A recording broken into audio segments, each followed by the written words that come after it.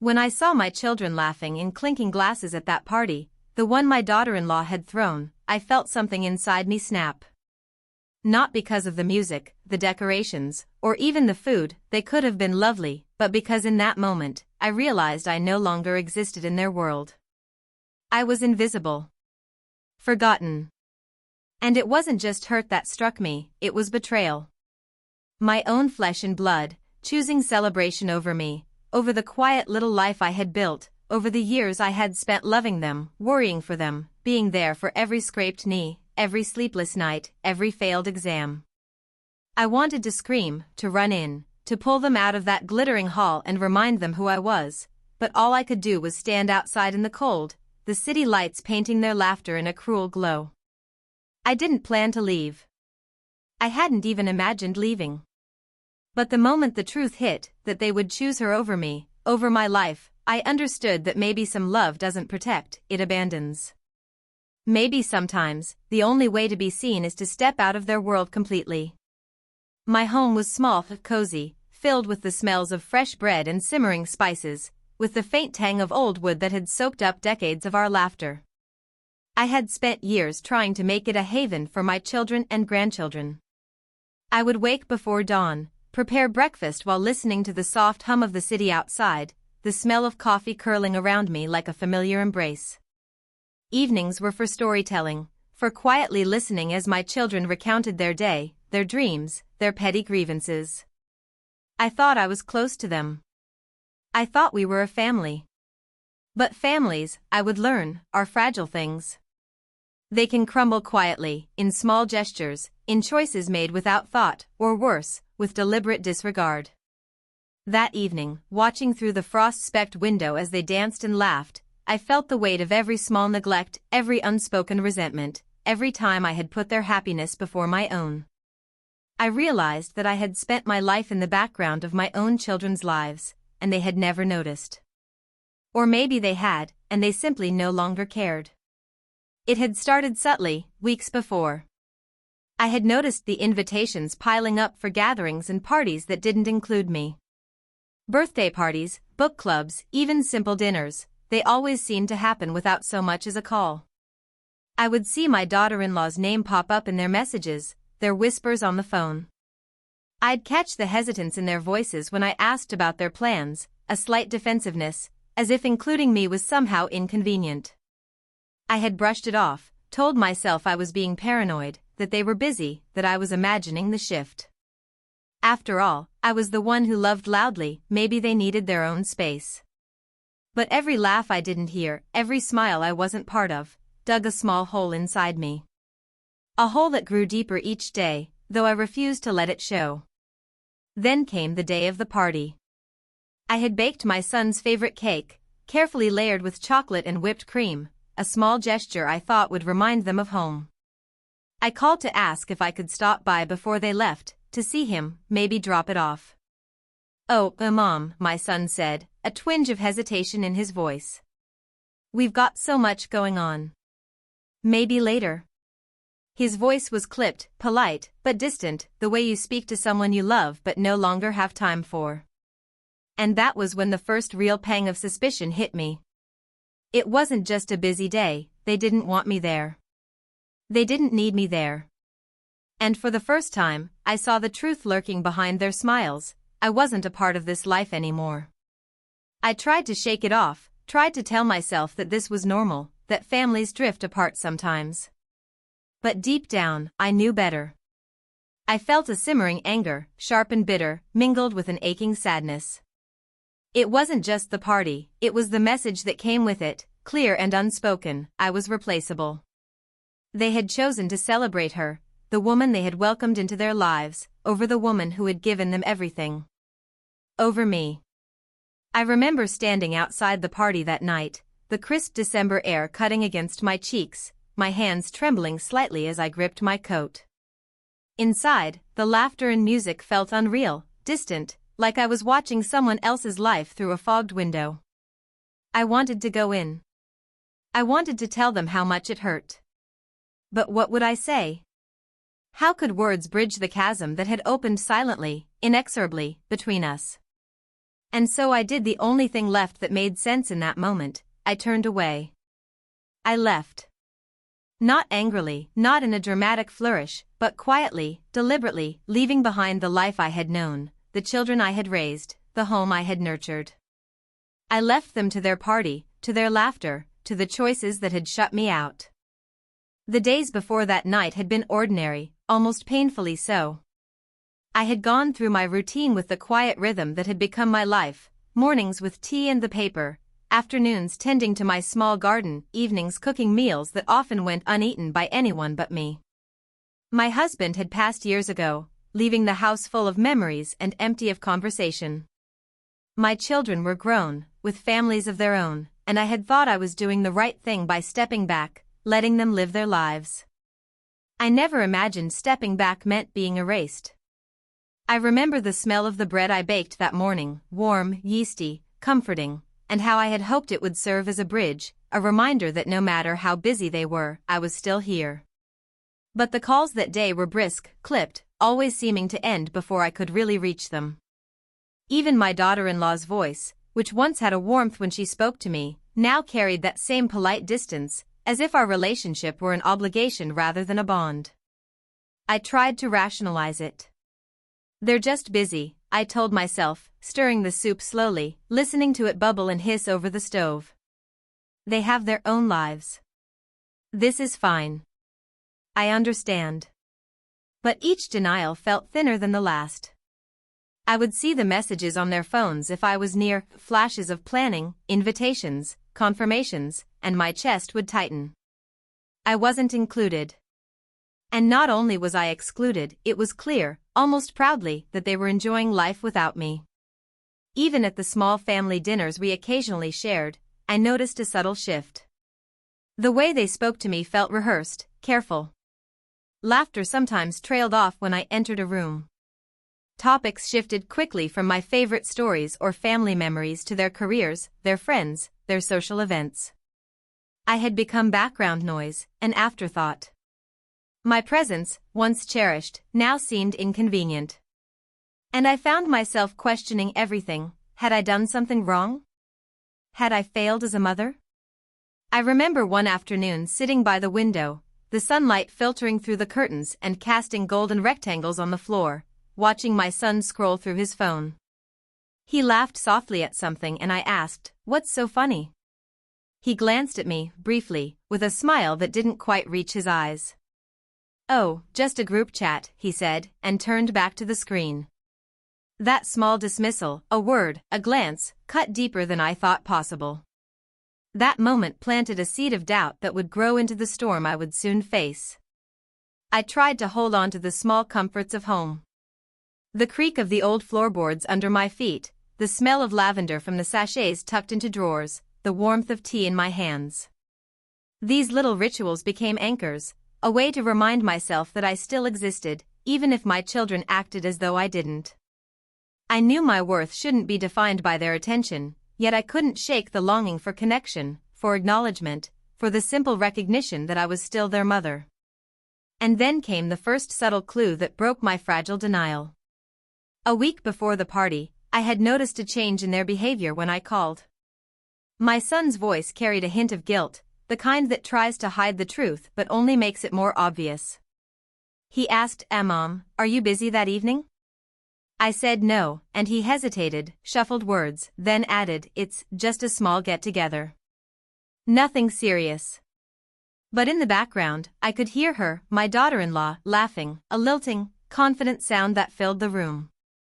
There was an ease between them that hadn't been there before, a closeness that excluded me. I tried to push the suspicion aside, to convince myself that it was nothing. They just want some time together, I told myself, stirring the tea absent-mindedly. But the instinct nagged at me. I had raised my children to value family, to understand love as more than convenience or appearance. And yet here, in the background of my own life, I felt the first real sting of being unwanted, unneeded. I remember walking through the kitchen, the tiles cold under my bare feet, my fingers tracing the edge of the counter where crumbs had fallen from my baking earlier. I wondered how it had come to this. How had the home I had filled with laughter, with care, with my presence, turned into a place where my children could forget me so easily? That night, as the party drew closer, the unease turned into a knot of anxiety I could not ignore. I found myself pacing the living room, listening to the silence, hearing only the faint hum of the radiator and my own heartbeat. It was then I realized something was changing in my family. Something I couldn't control. And whatever it was already on its way to breaking me. I can still remember the moment the first real suspicion settled in my chest like a cold stone.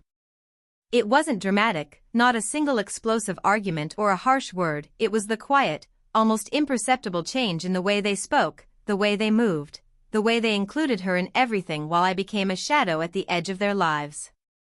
It started with small things. My son would call less often, always with a reason that sounded rehearsed. "Mom, we're just swamped at work," he'd say, "or we'll catch up later, okay?" His voice carried a softness I used to associate with care, but now it was distant, detached. My daughter-in-law, once polite and occasionally shy around me, had become warm, commanding, almost possessive. She had claimed a place in their lives that I had spent decades nurturing, and they welcomed her without hesitation. I noticed it most clearly one afternoon when I went over to drop off some homemade preserves. I rang the bell, my hand trembling slightly, and when she opened the door, she smiled, too brightly, too knowingly. She gestured me inside, and I felt the air change. The living room, once familiar and welcoming, now carried a strange, glossy sheen. Their laughter greeted me, but it was different. My children's voices were lighter, freer, as if I were intruding on something delicate and precious. I tried to ignore it. I tried to believe I was imagining the shift. Maybe it was just nerves on their part, I told myself. But the details became impossible to overlook. The way she would brush past me, subtly, with a laugh meant to charm, the way he would glance at her before answering my questions, the way the phone always seemed to buzz with messages from her. It was in the little things, the crumbs left on the counter from her baking, the scent of her perfume that lingered longer than mine ever did, the careful arrangement of flowers she had brought that seemed to rewrite the space I had filled for years. One evening, I sat alone in my kitchen, the soft ticking of the clock filling the silence. I thought about the years I had spent nurturing this family. I thought about every breakfast I had prepared, every night I had stayed awake when one of them was sick, every word of advice I had given, often unasked for. And now, I realized, it had been replaced by her. I wasn't angry yet. Not fully. I was shocked, confused, and achingly sad. The betrayal had begun quietly, subtly, but it was unmistakable. Then came the whisper of betrayal I could no longer ignore. I had been passing by their living room one afternoon when I heard my son on the phone. "No, she doesn't need to come," he said softly. My heart stopped mid-beat. The voice on the other end asked a question I could only guess at, and his answer, calm and measured, cut through me like a knife. "She's busy? Don't worry, she'll understand. We'll handle it ourselves." I sat frozen in the hallway, the air thick in my lungs. Busy? She would understand? They had chosen the party, her, over including me. Over even speaking to me honestly. I wanted to storm in, to demand answers, to shake some sense into them. But instead, I retreated.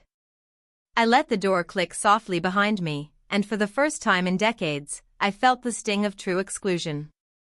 Over the next few days, my mind spun in circles. I watched them prepare for the party, saw the invitations, the carefully chosen decorations, the menus that had been coordinated with meticulous care. They laughed in their messages, shared photos of the hall being decorated, and I felt my chest tighten with an ache I couldn't name. How could they plan joy so meticulously, yet forget the person who had spent her entire life creating it for them? I tried one last gentle approach. I called, my voice trembling despite my efforts at calm.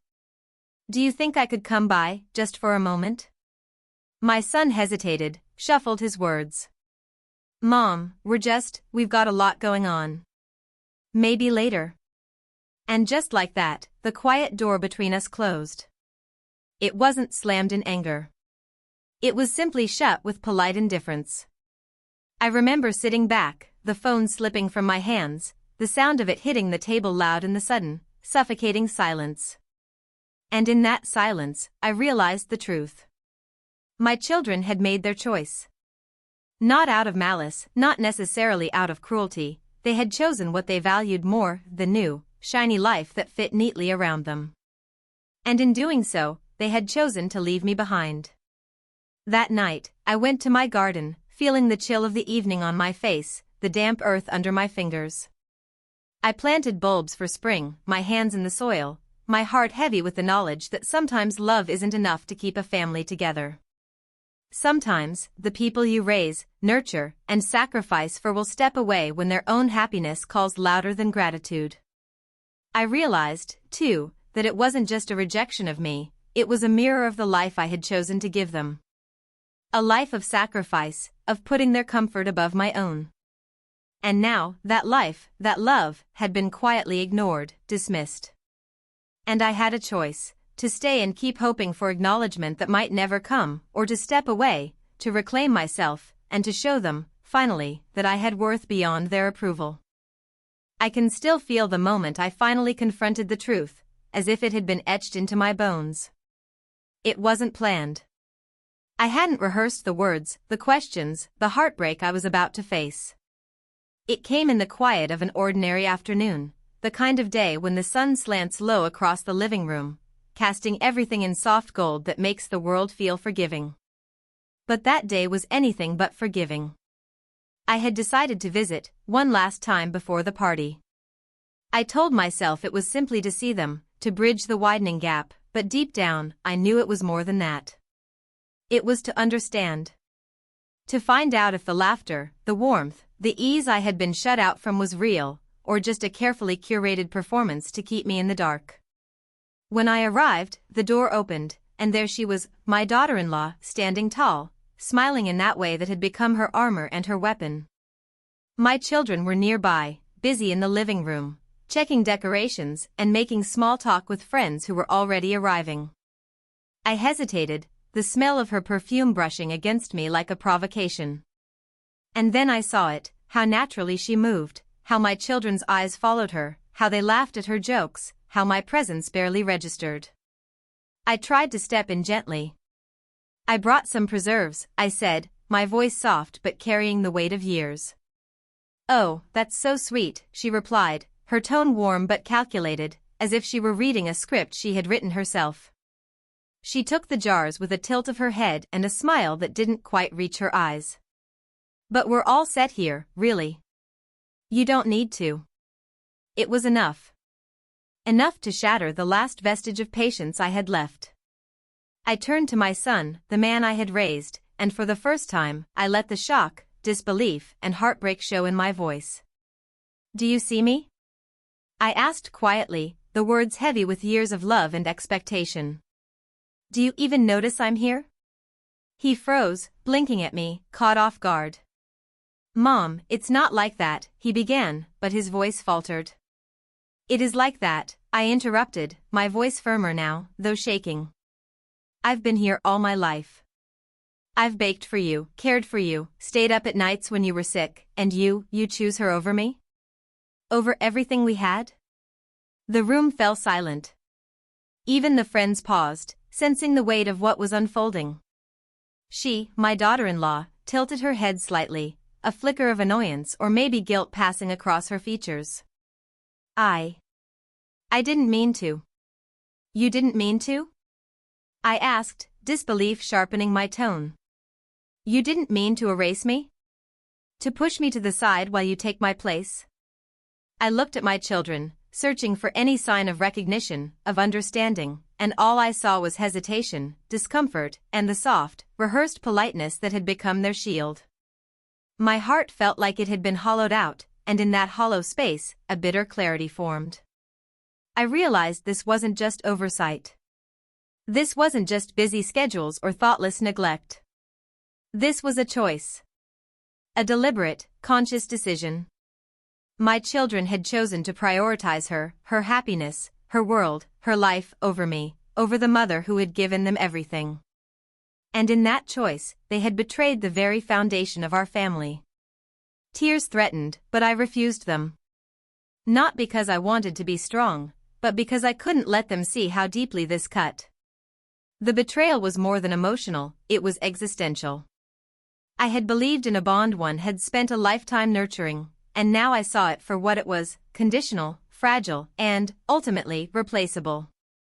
I stood there for a long moment, the silence stretching, until the weight of it became unbearable.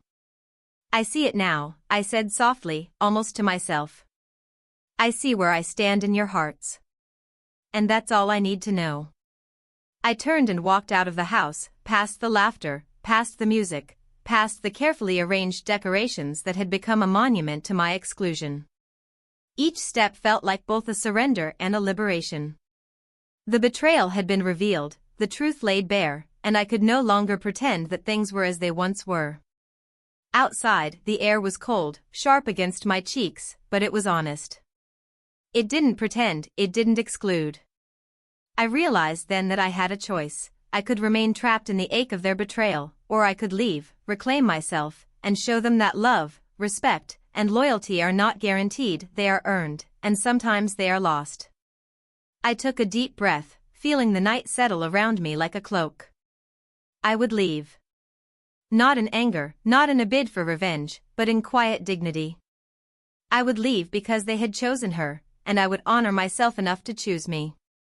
I left without a word, the click of the car door behind me loud in the otherwise quiet street. Driving through the city, the lights blurred past, a mix of gold and neon reflecting in my eyes. I felt a strange mixture of grief and liberation. Grief for the children I had loved so fiercely, who had chosen another over me. Liberation, because for the first time in decades, I was making a choice entirely for myself. I didn't have a destination. I just drove, letting the streets guide me, the hum of the engine underlining the thrum of my thoughts. I thought about all the little ways I had been pushed aside over the past months, skipped phone calls, forgotten birthdays, the way my suggestions were brushed off, the way my presence was now optional. And I realized I had been giving, always giving, never taking. I had shaped my life around theirs, silently, obediently, assuming that love and sacrifice would be enough. But it wasn't. Not for them. I thought about my mother, long gone, and the lessons she had tried to teach me. "Love is patient," she would say, "but even love has its boundaries. Even the strongest bond can be broken if it is unreciprocated, if it is taken for granted." And I had reached that boundary. I had given and been invisible, loved and been overlooked.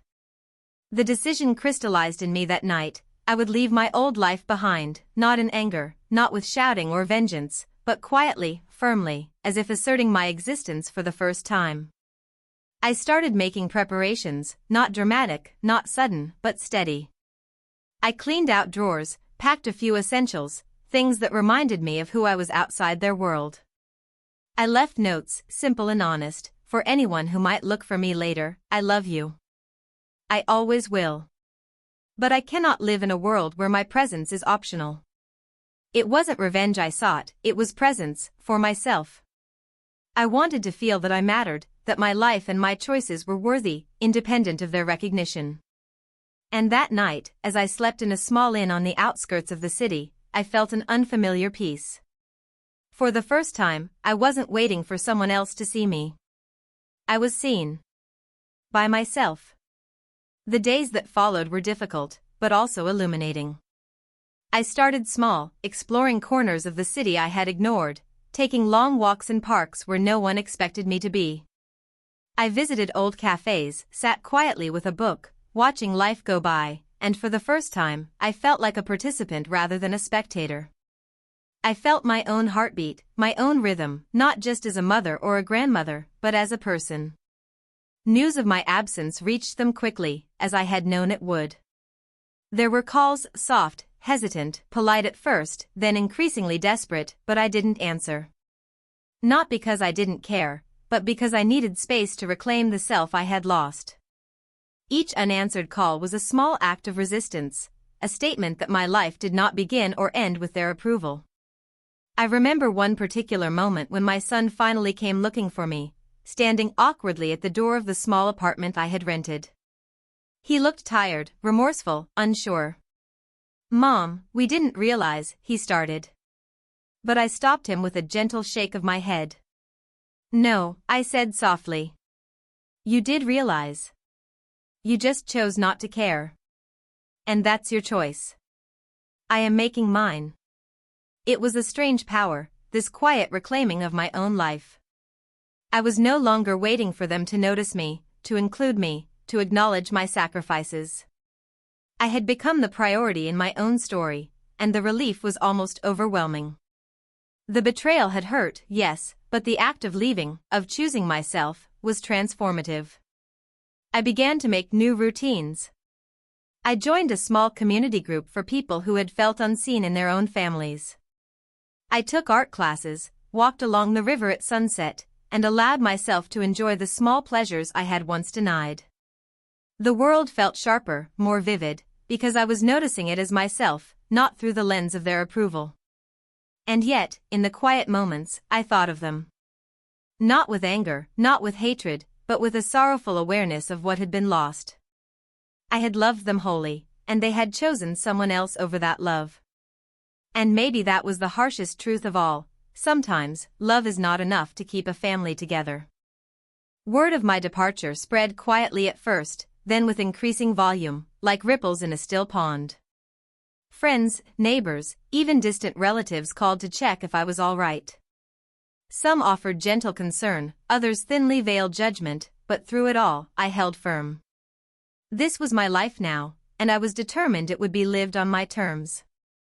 It didn't take long for the truth of that night, the party, the betrayal, my decision to leave, to reach the wider circle of our community. My daughter-in-law, once so confident and polished, began to falter under the scrutiny. Friends asked questions. Whispers circulated. People who had admired her charm now paused, sensing the dissonance between the gleaming surface she projected and the fractures beneath. I didn't orchestrate any of it. I didn't need to. Truth has a way of revealing itself, especially when it carries the weight of injustice. Slowly, gently, people began to understand the choices my children had made, not from malice, but from neglect, from failing to recognize the depth of what they had been given. The first confrontation came at a family friends gathering, a subtle but pointed moment. Someone casually mentioned the party, how lively it had been, how lovely everything looked. And then, almost as an aside, someone else noted that I hadn't been invited. The room went quiet, the subtle tension thick. I sat there, calm, measured, allowing the silence to do the work that words never could. The public consequence was not vengeance. It wasn't dramatic exposure or shaming. It was simple acknowledgement. People began to see what I had experienced, the quiet erasure, the choice my children had made. Friends approached me, not to console, but to affirm. "You deserve to be seen," they said. It wasn't right. Their words weren't a replacement for my children's recognition, but they were validation of something I had long forgotten, that my life mattered beyond the opinions of those who had chosen to ignore me. Even my son eventually came to understand, though not fully. I received a short, halting message weeks later. "Mom, I'm sorry for how things went. I didn't realize. It wasn't perfect. It wasn't enough to erase the pain. But it was the first honest acknowledgement I had received in months, the first flicker of awareness that perhaps, someday, they might understand." I realized, as I reflected on these ripples, that the consequences of neglect and choice extend beyond the private walls of a home. People see patterns, they notice absence. My daughter-in-law faced subtle shifts in perception, a quiet reassessment of her role, as friends and family began to weigh actions against words. And my children, too, had begun to experience the discomfort of a relationship they had taken for granted, the hollowness of choosing temporary delight over enduring love. But I never sought to punish. I left because my heart demanded it, because dignity and self-respect demanded it. The public consequence, acknowledgement, whispers of understanding, subtle shifts in relationships, was simply the natural unfolding of truth.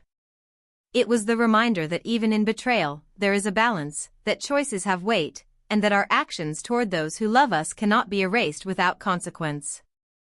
I watched from my new home, quietly, without bitterness.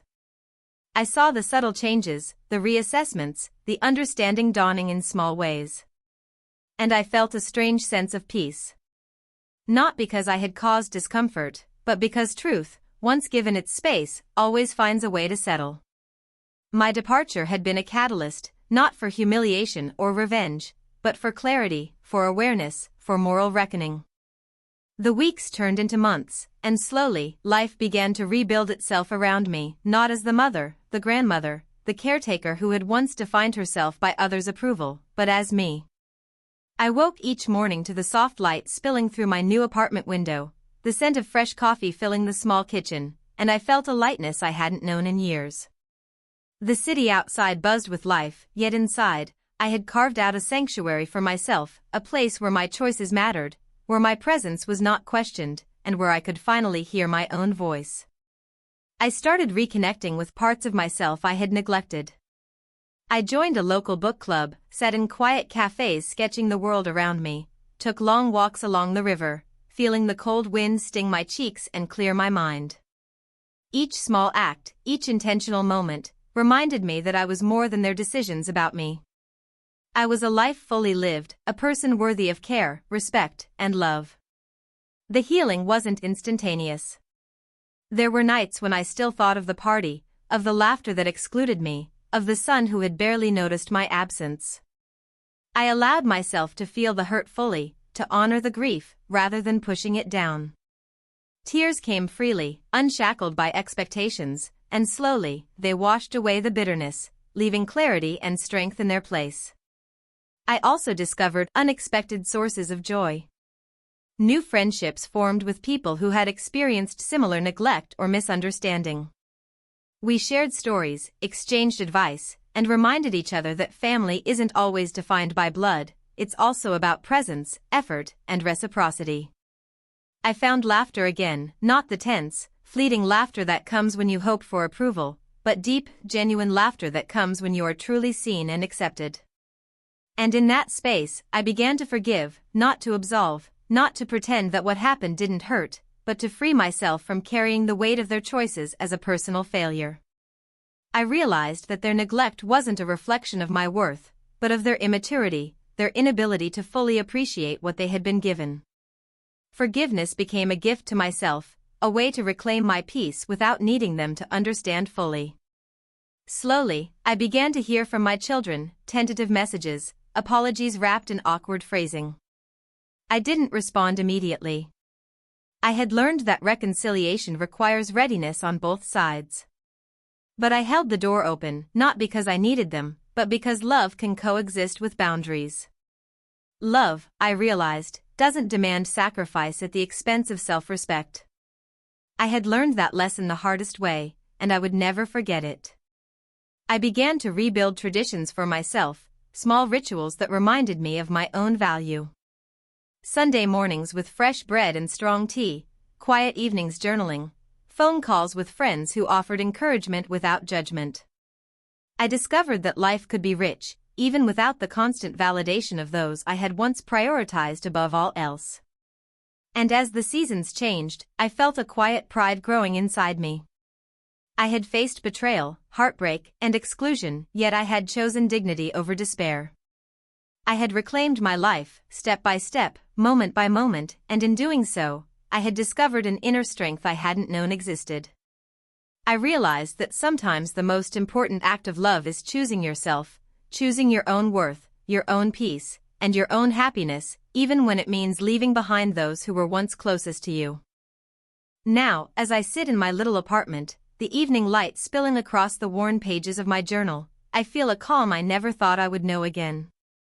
Outside, the city hums with life, cars gliding by, distant laughter echoing from cafes, the faint scent of roasted chestnuts from a street vendor, but inside, there is only quiet, only peace, only the gentle certainty that I belong to myself first. I think about my children, about the choice they made that night at the party. I don't resent them anymore, not fully. I understand, in a painful, honest way, that people are sometimes blind to what is right in front of them. They are caught up in their own lives, their own expectations, their own distractions. And while their choices hurt, their journey is theirs to learn from. My own journey, however, is mine to claim. I sometimes hear from them now, tentative and careful. Messages that test the waters of reconnection. I respond selectively, slowly, allowing myself to guide the rhythm of contact. I have learned that love is not always about proximity or constant presence. It is sometimes about boundaries, patience, and the courage to stand firm in your own truth. I have found joy again in the smallest things.